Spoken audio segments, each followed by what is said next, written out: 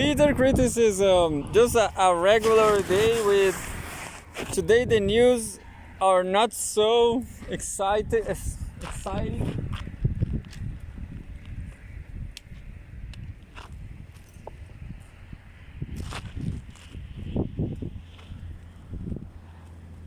Is Russia Today news? Yeah. Why Russia Today is so interesting? Because it's censored. Maybe Russia is a better place today than the West, you know? Maybe.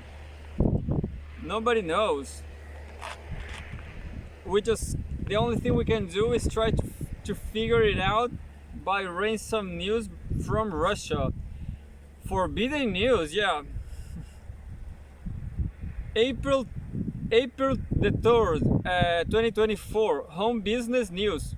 French supermarket giant. Well, this is a news from Russia Today talking about a French supermarket giant who is suspected of major tax evasion in Russia.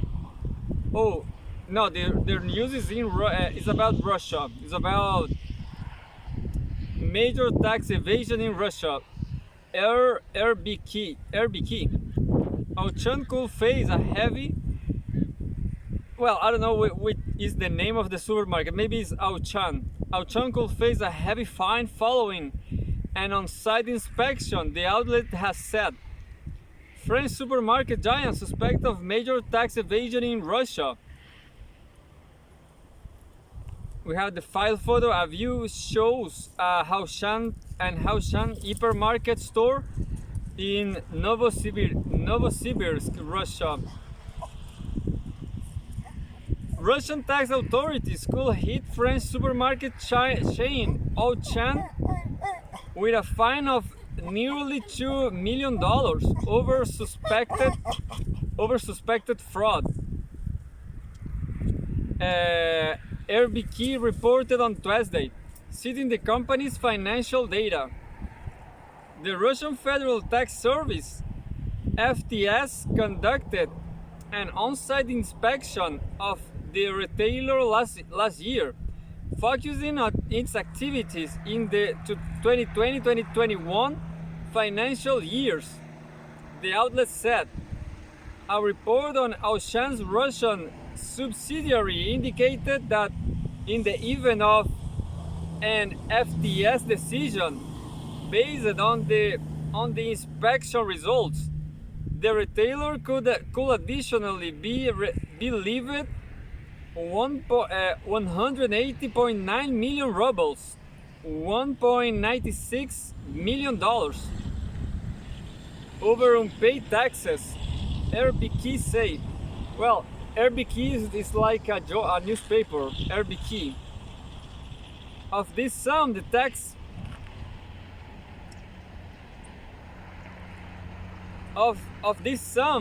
tax adjustment will cover 125.9 million rubles, $1.36 million. The reason for the on-site scrutiny has not been disclosed. RBK noted, however, that the first deputy chairman of Russia's State Duma Committee on Security and Anti-Corruption, Andrei Lugovoy, had called for an inspection in February 2023, citing the need to check the disguised commercial activity of the company in Russia. Well, this news is not so interesting. I'm just gonna jump. What all they are saying is that French people are thugs. That's what Russians are saying. But it's kind of too. Supermarkets are always earning. Well, they earn more than they lose, but they also lose a lot of products, I guess. Well, it's not so interesting. Next one. April the 3rd, 2024, home Russia and former Soviet Union. Moscow responds to claims U.S. warned it about possible terrorist target.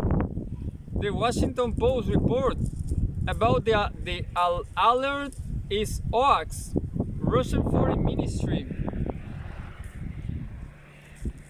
Russian Foreign Ministry spokeswoman Maria Zakharova says Moscow responds to claims U.S. warned it about possible terrorist target. So maybe there's a collaboration, I guess, between U.S. and Russia. File photo: Russian Foreign Ministry spokeswoman Maria Zakharova. Russian Foreign Ministry spokeswoman Maria Zakharova has rejected the Washington Post's claim that the U.S. alerted Russia that the Crocus City concert hall could be attacked by terrorists 2 weeks before the tragedy, calling it completely false.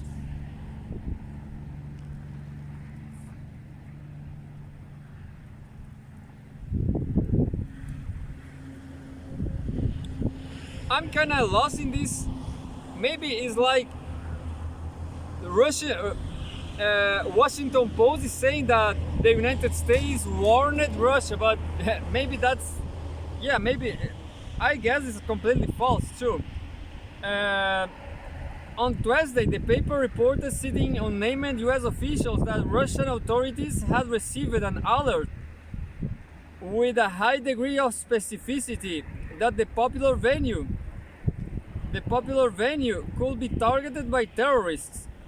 According to the news outlet, the notice came 1 day before the U.S. Embassy in Moscow warned Americans on March 7th to stay away from public gatherings from the following 48 hours because of the heightened threat. At a press briefing on Wednesday, Zakharova dismissed the report, noting that Moscow has grown accustomed to American misinformation, as well as the Western media's repeated attempts to retract their own assertions. I would really like to receive factual material on this topic from the American side. That is, to whom and when did they give this information, she added. Yeah. So Washington Post is just talking bullshit. I would really like to receive factual material on this topic from the American side. U.S. named Moscow site of terrorist massacre in warning to Russia. Oh no, this is another news. In the aftermath, fucking bus truck drivers, noisy. In the aftermath of the Crocus City Hall massacre, the White House said that the U.S. had shared data with Moscow about a potential terrorist attack. The head of Russia's Foreign Intelligence Service, SVR, Foreign Intelligence Service, Sergei Narishkin, has confirmed this, but noted that the information was too general and did not allow us to fully identify those who participated in this terrible crime. On March 22, a group of armed men stormed the venue, killing at least 144 people, including 6 children, and injuring over 500 others. The terrorist attack was the deadliest on Russian soils. The terrorist attack was the deadliest on Russian soil since the early 2000s. I guess because of Chechnya. On March 22, Russian law enforcement agencies arrested several suspects in the aftermath of the attack, including 4 suspect gunmen who were caught fleeing towards Ukraine.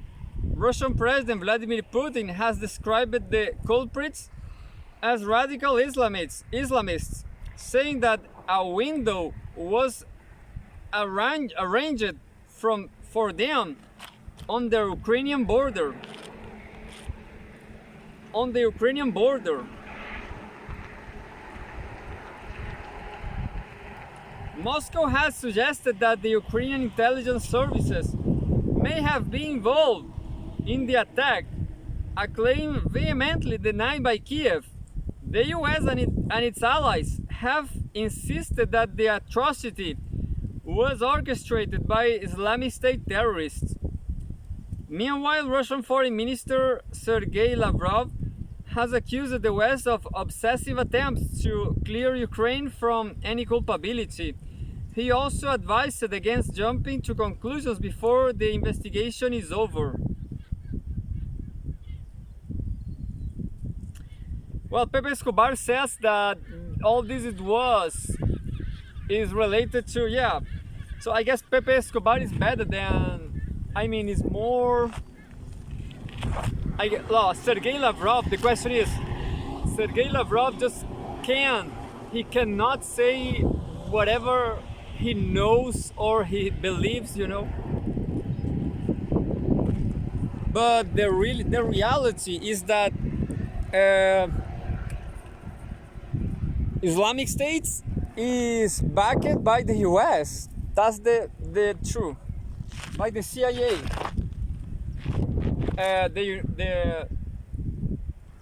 The Islamic State is made up from a lot of jihadis and people from destroyed countries by the United States, like Iraq, Libya, and well, that's it. And well, Pepe Escobar are talking about, well, and what Pepe says is that you had to remember the Toyota Caravan, 400, maybe 500 Toyota Caravan, all baked by the United States. Yeah, so this is like, they are mercenaries. Anyway, just keep going. April 3rd, 2024, Homeworld News. World's oldest man dies at 114.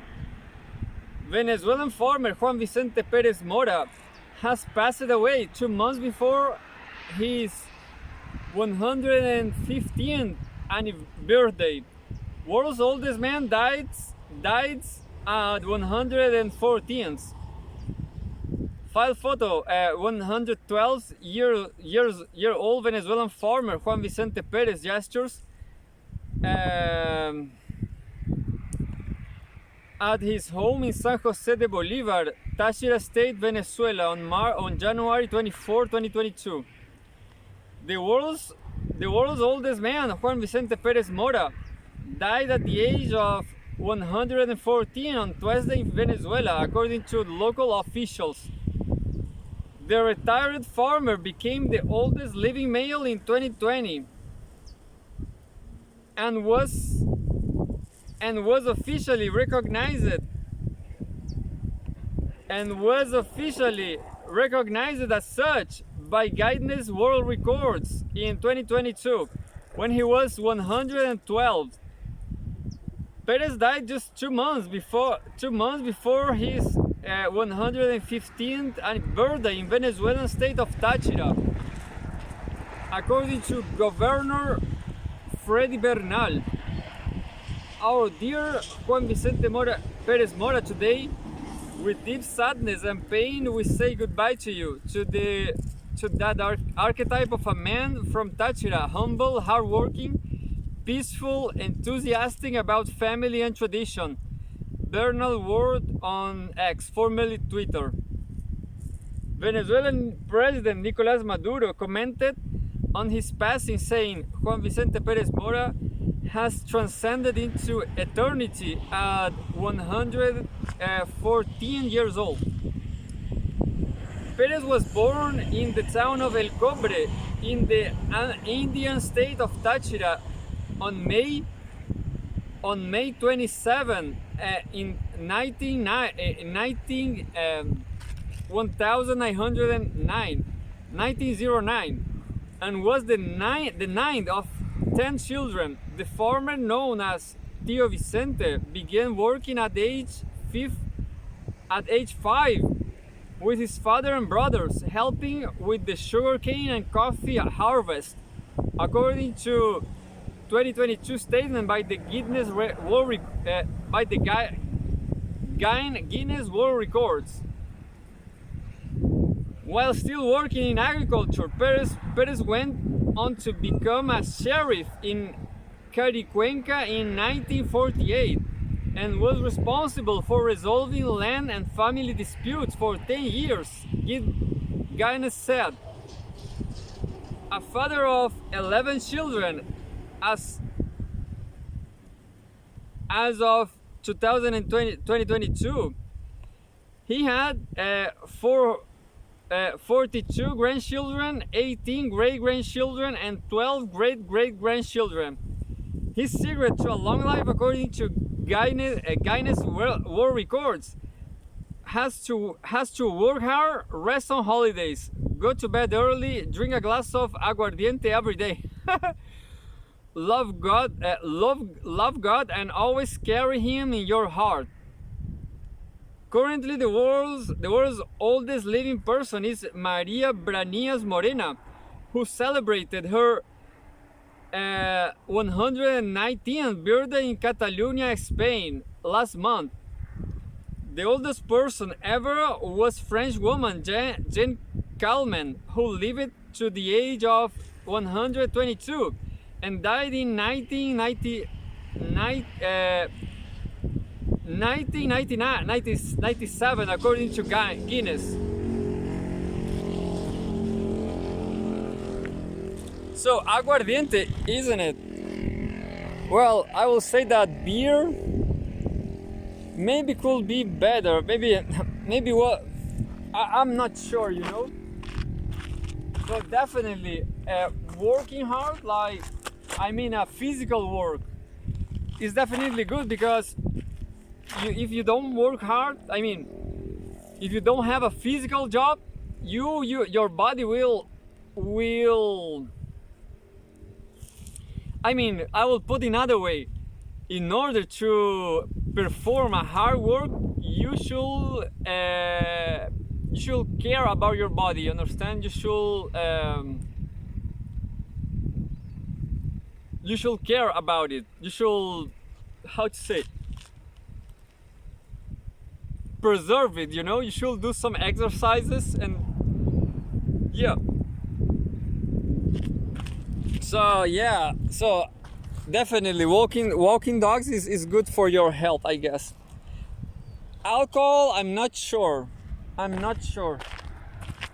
because when you are tired of walking or anything, and you drink, maybe your body will not recover. Understand? That's the question with alcohol. And well, the God part, maybe, yeah. If you don't, well, a good thing you can do is, well, yeah, maybe all this tradition thing it has the good parts, you know. But yeah, so I don't know. Well, yeah, I maybe I will not live to my 18. Who knows? Definitely, I guess I will not live too much from the, but definitely have living in the countryside, just like I said the other day. The life expectancy in big cities is too low because there's too much toxicity. It's too unhealthy. Well, and we have a yoga news. To doing yoga to live better. April 3rd, 2024. Home India. Indian yoga gurus company under fire for misleading ads. The Supreme Court earlier asked Baba Ramdev's company, Patanjali, to stop dismissing to stop dismissing modern medicine in its ads. Indian yoga guru's company under fire for misleading ads. Indian yoga guru Baba Ramdev in the center of the photograph and Bollywood actor Sunil Shetty on the right performed stretches during a promotional event in New Delhi. Photograph. Sajad Hussain AFP. A company co-founded by popular yoga guru has been found by India's top court to have persisted with misleading advertising in the country's dynamic medicine market. The court is hearing a plea for the Indian Medical Association IMA, alleging a smear campaign by Patanjali Ayurved, co-founded by yoga guru Baba Ramdev, against the COVID vaccination drive and modern systems of medicine in general. The Supreme Court of India, in its latest hearing on the case on Thursday, questioned why the company continued its marketing campaigns despite an order to desist issued last November.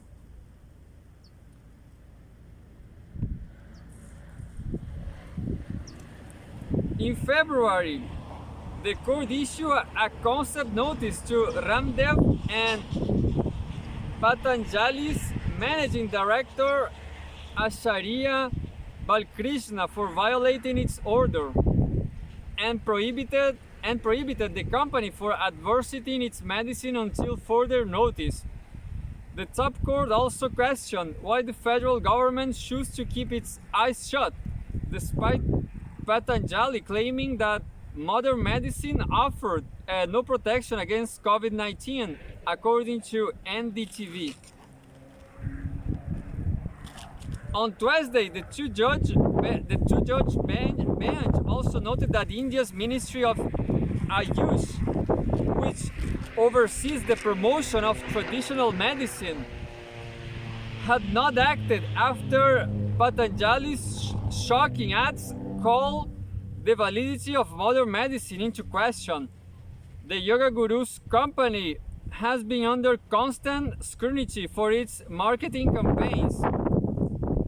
Well, I guess I just have not so interesting news. So maybe there's more things happening, but I don't know. All this news is from yesterday, nevertheless. There should be more interesting news today. Who knows? Maybe I'm just gonna release the dogs. Maybe I'm just gonna do some yoga. Yeah, I'm gonna do some yoga and release the dogs. I'm just gonna read the headlines. Look, April the 3rd, Home Africa. Africa's youngest elected president takes power. Bassirou Diomaye Faye, who was released.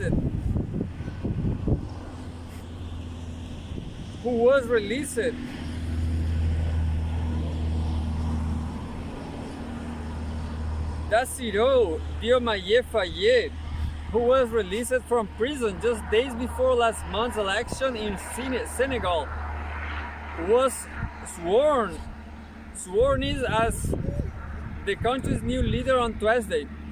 This is interesting because this may be the nationalistic wave in Africa. Who knows? Africa's youngest elected president takes power. Bassirou Diomaye Faye gives his address as Senegal's president at an exhibition center in the new town of Diamniadio near the capital Dakar on April 2, 2024.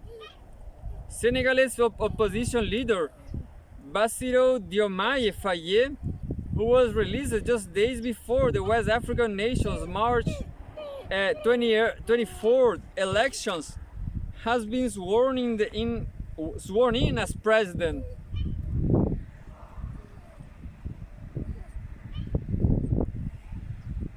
Faye claimed 54.28% of the vote, defeating 18 other contenders, including the outgoing ruling party's candidate, former Prime Minister Amadou Ba, according to results announced by Senegal's Court of Appeals last week.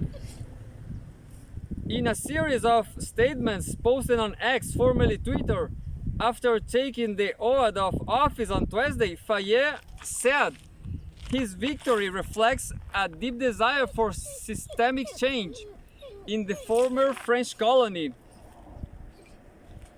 I am committed by promoting the code of work, management ethics, discipline and love of the homeland to resolutely and sustainability putting Senegal on the path to economic and social progress. The 44 years old former tax inspector pledged. Faye's inauguration in the town of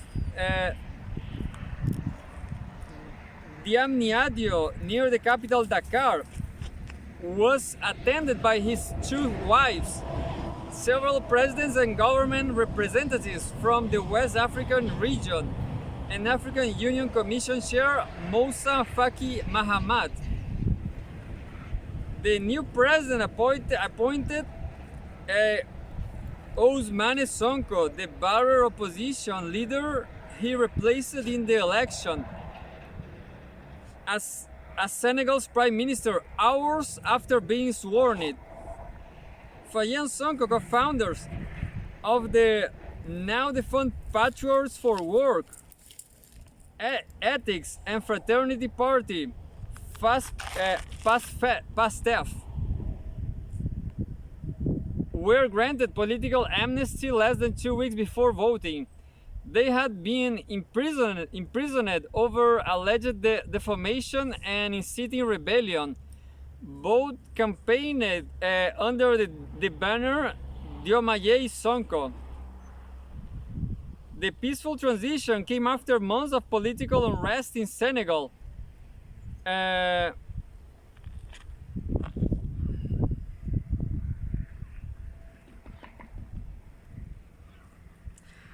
Heightened by the recent postponement of the presidential election originally scheduled for February 25, Macky Sall, whose presidency ended on Tuesday, enacted legislation that would have postponed voting until December, but the move was ruled unconstitutional by Senegal's highest electoral court after days of deadly protests and arrests.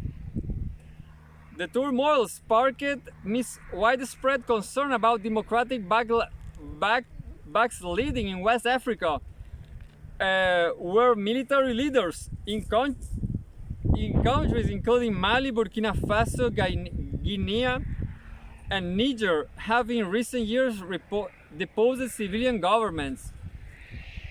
On Tuesday, Faye vowed to strengthen democracy, work to maintaining peace and sovereignty, and promote peace in Senegal and Africa.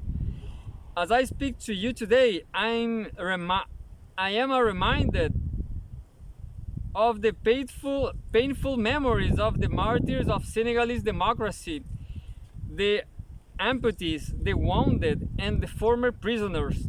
I will always keep in mind the heavy sacrifices made in order to never disappoint you, he added. He stated. So, this is the important news. This is the most interesting news I had today. I just gonna read this one and that's it. I'm kind of tired because I just take a lot of lift. I lift a lot of heavy from the supermarket. So the food stamps is already here. April 3, Homeworld News 2024. Ukraine aid will bankrupt future US generations, Congressman. Well, maybe this is an exaggeration, but yeah, maybe this guy is from the Trump party, you know, because he's a critic against Biden, I guess. Yeah. America risks getting bogged down in in yet another forever war, Republican Eli Crane has warned. Ukraine aid will bankrupt future U.S. generations, Congressman. File photo, U.S. Congressman Ali Crane. Get the image, North America, yeah. The U.S. should end its financial support for Ukraine in its fight with Russia and instead focus on settling the conflict, Republican Congressman Eli Crane has said. His comments come as House Speaker Mike Johnson said the chamber is likely to vote on providing Kiev with the new funding.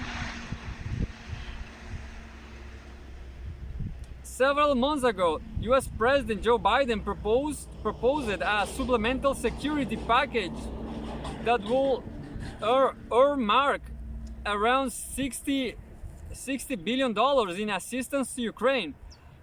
But it has since remained stalled in Congress as Republicans demand for more efforts on security at the Mexican border.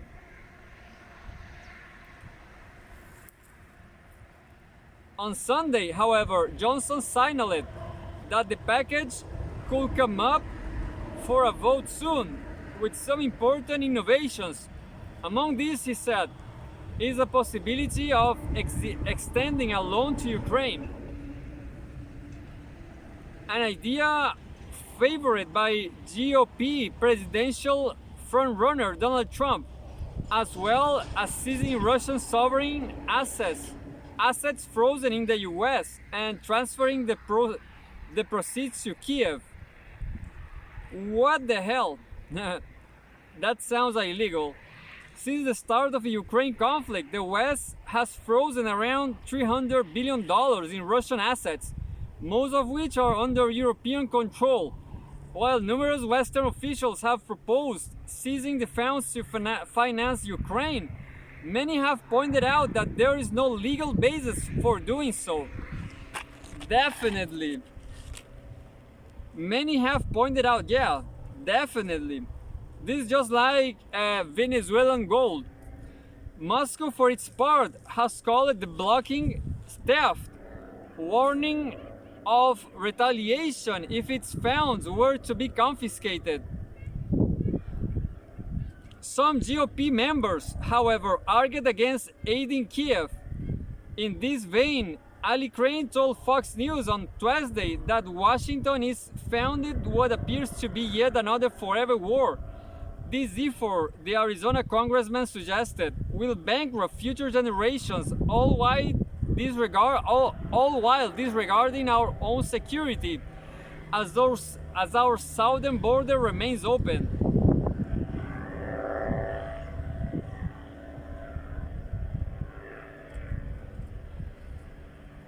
It's absurd that over 90 more tax dollars to Ukraine is even a consideration. It should be totally off the table and replaced with a push for peace talks, he added. This sentiment was also shared by Republican Congresswoman Marjorie Taylor Greene of Georgia, who suggested on Tuesday that any talk of loaning money to Ukraine sounds absolutely ridiculous. It's laughable to even try to tell the American people that Ukraine will ever pay us back. Why isn't our government brokering peace in Ukraine? She said. The US has provided Ukraine with $113 billion in various forms of assistance since the start of hostilities. Meanwhile, Russia has repeatedly condemned Western arms shipments to Ukraine, saying this will only prolong the conflict, while making the West a direct participant in the hostilities. I guess that's it. Well, in the last one,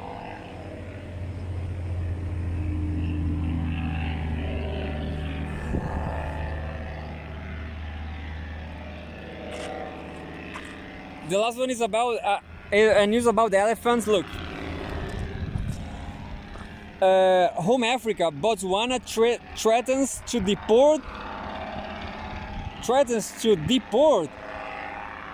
20,000 elephants to Germany. So I'm not gonna read that.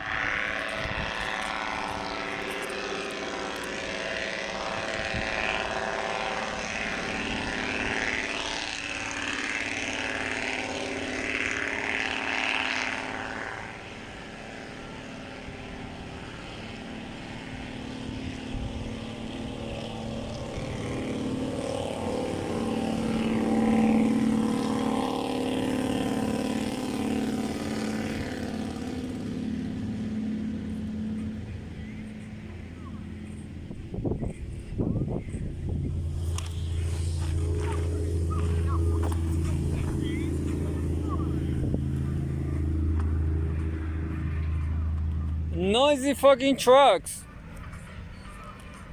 Hell trucks.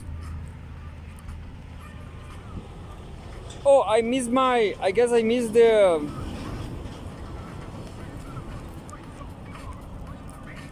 I missed the yoga shard. Well, I'm gonna do my yoga. Oh no, it's here, look.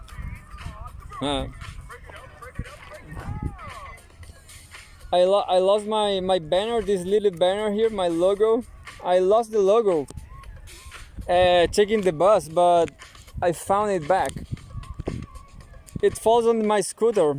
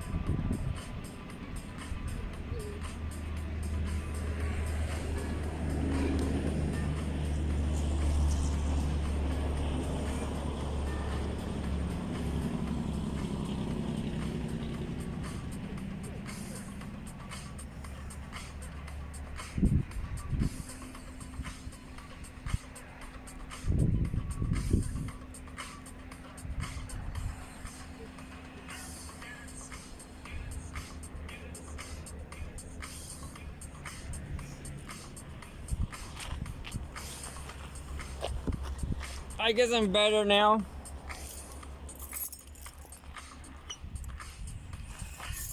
What about you, Tommy? I want to read I want to read the elephant news. Yeah, so stop funky. Funk over now. Bye bye funk. Funk down.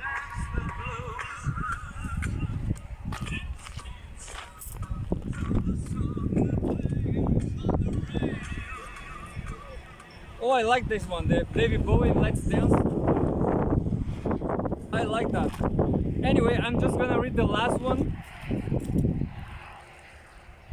Oh, the last one. What about those elephants? I'm just gonna read to the, yeah, I'm gonna complete the 47 minutes. Classics. April 3. No, I'm gonna release the Tommy too. I'm gonna release Tommy. April 3, 2024, Home Africa. Botswana threatens to deport 20,000 elephants to Germany. The African nation's president is outraged by Berlin's move to ban the import of hunting trophies. Oh, now I saw, yeah. Berlin's move to ban the import of hunting trophies. Botswana's president Mogwetsi Masisi has threatened to send 20,000 elephants to Africa in a diplomatic spat sparked by Berlin's proposed crackdown on imports of hunting trophies from Africa. They are talking about dead elephants, I guess. Masisi told the German tabloid Bild on Tuesday that the move, led by German Environment Minister Steffi Lemke, will only impoverish people in southern African nation, where the growing elephant population is destroying farmland. Yo, this is really dead elephants. According to the president, herds have been destroying property, eating crops, and trampling residents, including security officers. Last June, the Botswana Defense Force reported that one of its soldiers was killed by a herd of elephants at an operational base. A British woman also died in 2018 when an elephant attacked her in Maun, a village in northeast Botswana. Botswana is home to the world's largest population of elephants, with over 130,000 of the mammals living in its territory, according to the African Wildlife Foundation. President Masisi said the expanding population is a result of decades of species protection, and that hunting has helped to keep the numbers under control. It's very easy to sit in Berlin and have an opinion on our affairs in Botswana. We pay the price for getting these animals for the world, and even for Lemke's party, the African leader said.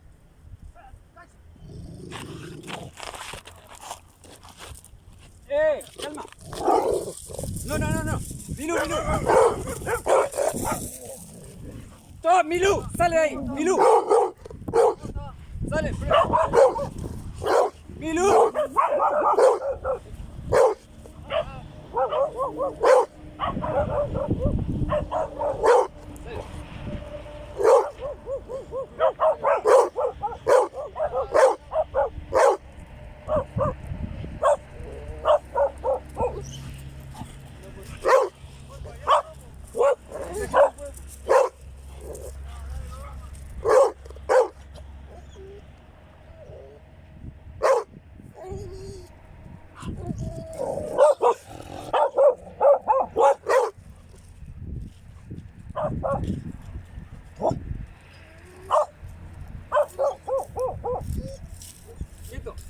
Quieto, quieto, quieto, quieto, quieto.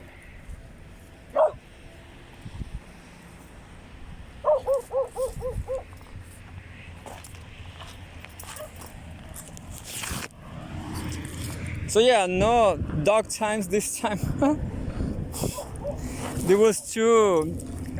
Mursi, venga. Mursi was two. I don't know the name of that dog. It's the Japanese huge dog. Well, two of them.